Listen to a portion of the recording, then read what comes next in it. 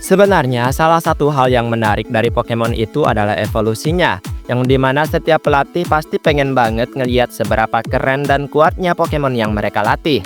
Tapi ada kalanya kalau nggak semua tahap akhir Pokemon itu bisa lebih layak dari sebelumnya, karena beberapa faktor bisa membuat pelatih merasa kecewa atau memang sulit untuk dilakukan gitu.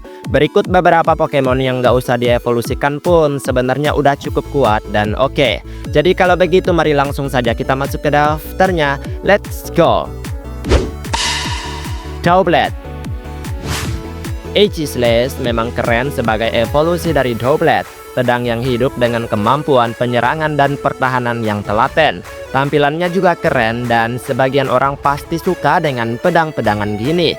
Namun, Doublette juga nggak buruk-buruk amat. Dua pedang membentuk tanda silang ini memblokir serangan dengan baik, apalagi jika ditambahkan item bernama Eviolite. Dijamin cukup tahan banting dan memang sempurna dipadukan dengan item tersebut. Serangan Doublette juga tinggi, apalagi dengan defense-nya yang sesuai yang kubilang tadi ya. Ini kalau nggak ada Dark Stone gini aja udah lebih dari cukup. Magmar. Legacy Evolution pada Pokemon mengembangkan tingkatan evolusi besar-besaran pada spesies lama. Magmar mendapatkan evolusi berupa Magmortar yang cukup kuat dan besar. Dibilang keren, sebenarnya kerennya ya cuma karena gede doang. Magmar sejak awal memang berdiri tanpa evolusi. Ia adalah Pokemon tipe Fire yang memang jarang ditemukan dan digunakan dalam pengenalannya. Tapi sekalinya ada, Pokemon ini nggak buruk-buruk amat dan cukup kuat. Jadi semisal Magby ke Magmar di level 30 itu udah cukup bagus dan mudah, nggak perlu lanjutan evolusi pun udah oke kok. Dengan ability Flame Body serta attack dan special attack lumayan bagus, udah lebih dari cukup untuk bertaruh kekuatan. Porygon 2. Porygon adalah spesies Pokemon paling aneh di generasi pertama. Dimana nggak aneh ya kan? Udahlah dapetinnya udah kayak beli barang, bentuknya juga nggak kayak Pokemon pada umumnya. Dibilang kuat juga biasa aja, tapi dibilang lemah juga nggak lemah-lemah amat gitu. Saat generasi kedua diperkenalkan, Porygon 2 muncul sebagai evolusi lanjutannya. Dan sejak saat itulah, Porygon jadi lebih oke karena evolusinya cukup bagus. Bentuknya juga lucu ya, kayak mainan bebek gitu. Dan punya total statistik 515 yang terbagi hampir sama rata. Porygon Z muncul setelahnya di generasi keempat. Tapi nggak perlu direvolusikan juga udah bagus kok. Bisharp. Semenjak muncul, Bisharp sudah menjadi primadona banyak orang dalam permainan di generasi kelima. Kekuatan dan penampilan yang keren menarik banyak pelatih untuk memilikinya. Makanya nggak heran ia muncul di anime seperti penjahat yang selalu mengacaukan gitulah. Tapi penjahat ini malah difavoritkan banyak pelatih gitu. Generasi ke-9 memperkenalkan King Gambit sebagai evolusi dari Bisharp. Dengan cara evolusi yang rada riweh alias ribet banget dan bolak-balik nyari kepastian. Evolusinya ini memang keren, badas, dan pastinya kuat. Namun terlalu maksa Bisharp untuk berevolusi juga sih. Jadi kalau nggak bisa nggak usah dipaksain juga. Bisharp juga udah oke sejak awal. Ursaring.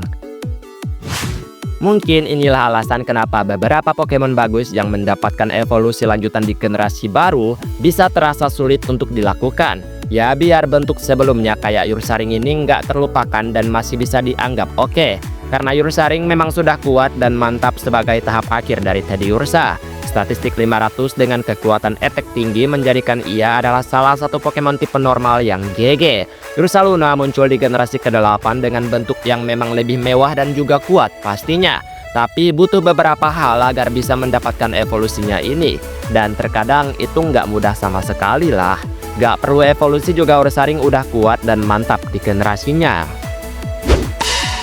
Piloswine. Di generasi kedua, Piloswine udah jadi petarung atau Pokemon andalan gym leader di sana. Bentuknya sederhana dan terus saja menutupi matanya. Biar apa? Biar nggak malu mungkin.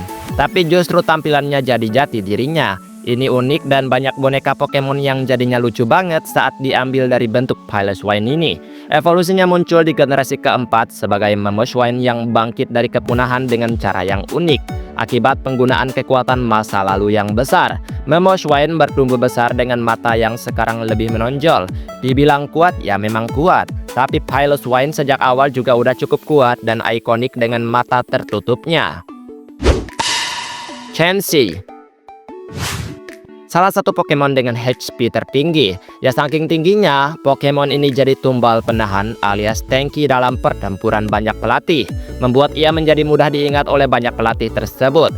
Dari total statistik 450, ia punya HP 250 dan special defense yang mendukung yaitu 105. Apalagi kalau dikombo sama item Eviolite, makin tahan banting dah nih Pokemon. Di generasi kedua, persahabatan tertinggi membuat ia berevolusi menjadi Blissey, yang sebenarnya hanya nambahin beberapa angka di statistiknya. Dan Chansey dari generasi pertama nggak pernah terlupakan banyak orang. Pokemon ini nggak usah dievolusikan juga fungsinya sama ya, dan tetap bagus-bagus aja. Vigoroth. Slaking menduduki kasta tertinggi sebagai Pokemon biasa, namun punya statistik yang sangat tinggi setara legendary. Ini tanpa bantuan apapun, murni evolusi, dan tidak ada alternatif lain yang didapatkannya. Namun dibalik kekuatan akan statistik yang besar, Slaking dibatasi oleh kemampuan kemalasannya yang benar-benar bikin emosi pelatihnya lah pokoknya. Pokemon ini tidak menyerang setiap satu putaran, sehingga Vigoroth yang merupakan bentuk sebelumnya bisa lebih oke dan baik-baik saja untuk tidak kamu evolusikan. Total statistik 440 sudah cukup standar bagi Pokemon tahap akhir, dan ia punya penyebaran statistik yang rapi juga. Vigoroth nggak malas kayak evolusinya, jadi bisa bertarung dengan damai dan juga pelatihnya nggak emosian. Duraludon. Duraludon ke Archaludon sebenarnya nggak terlalu signifikan dalam kekuatan dan tampilan. Nggak ada perubahan kombinasi tipe juga. Bahkan banyak penggemar yang memilih Duraludon karena memang bentuknya lebih unik dan original sebagai naga pencakar langit. Apalagi bentuk jijan tamaxnya yang jelas ada di Duraludon bukan Archaludon. Ya memang sih sekali lagi Archaludon besar dan kekuatan statistiknya meningkat. Tapi Duraludon juga punya statistik tinggi yang juga mantap sejak awal. Aku nggak bilang evolusi dari mereka semua ini buruk ya, tapi kalau suka sama bentuk sebelumnya, pertahankan saja. Rhydon. Nah ini adalah contoh besar dari kekecewaan banyak penggemar atas evolusi Rhydon. Pokemon ini sudah ada sejak generasi pertama, dengan HP 105, Attack 130, dan Defense 120. Punya ability bagus yang meningkatkan kekuatan Rhydon sejak awal, yaitu punya ability Lightning Rod dan juga Rock Head yang mengamankan move recoil pada penggunaannya. Dan generasi keempat menempatkan Rhyperior sebagai evolusi lanjutannya, yang meningkatkan total statistik dan sisanya mengubah bentuk Rhydon yang keren di mata banyak penggemar menjadi seperti yang bisa kamu lihat sekarang. Dan itulah beberapa Pokemon yang nggak usah dievolusikan pun juga udah cukup oke. Nggak bilang evolusinya buruk juga ya. Baiklah, sampai di sini video hari ini, dan terima kasih juga untuk setiap support yang selalu kalian berikan terhadap channel ini. Dan kita ketemu lagi di next video. Aku pamit dulu. Dadah.